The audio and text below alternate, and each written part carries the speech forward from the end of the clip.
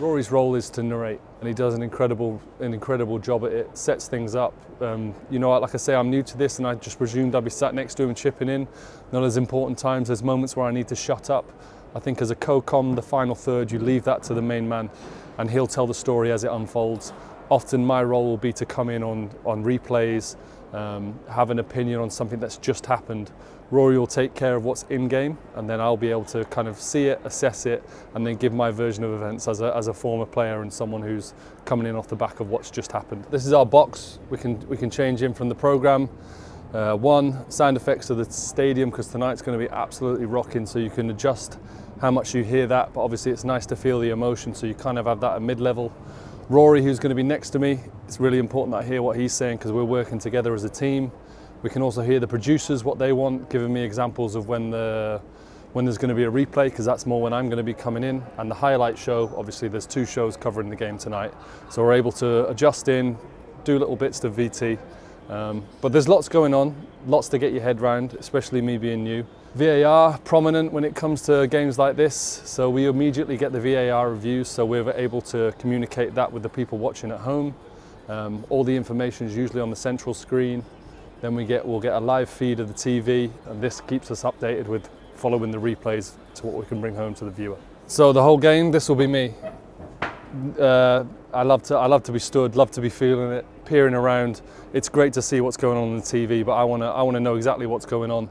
Often the camera's following the ball, there's stuff going on off the ball. It's an all-round experience, and the screens you kind of just check for the replays, if honest, because I like to.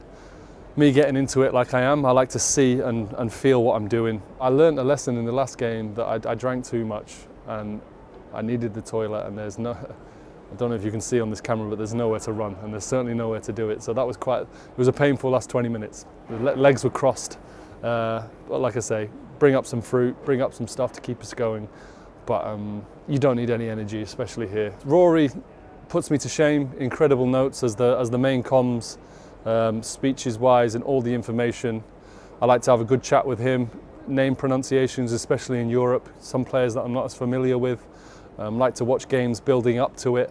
Celtic I'm well versed in, always their opposition, a little bit easier with Bayern, knowing a lot more about their players than being kind of on a global level.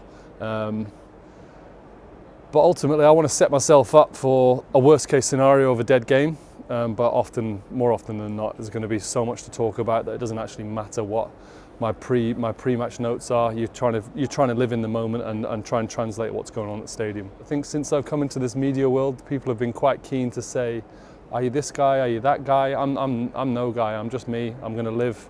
It's very important that you respect the job you do and you understand what's gone on in previous games, when players are playing, what they like to do, how they like to play. But especially with this live stuff, I think you've got to try and translate, like I say, what's going on the TV. Often the fans watching this will know all the stats and know what's going on. So I need to kind of recreate the emotion that's going on in this cauldron like this tonight. I was so mentally ready to be in this sort of role. Everything that I've done has been deep end. My first ever co-coms was a Champions League night here for Celtic, live on TNT Sports. But like I say, I've discovered. And I've been very lucky, especially in Rory and how he's let me in to work with him. And I've just been learning on the job, trying to learn as much as I can off camera, having the relevant conversations with the people who know what they're doing. And look, I'm very much of the mindset, I don't want to come in and I don't expect myself to be any sort of level. I want to just keep improving. Like I say, I respect so much what's going on the pitch that I want to do my best, but hopefully I'm going to get better and better and improve as we go.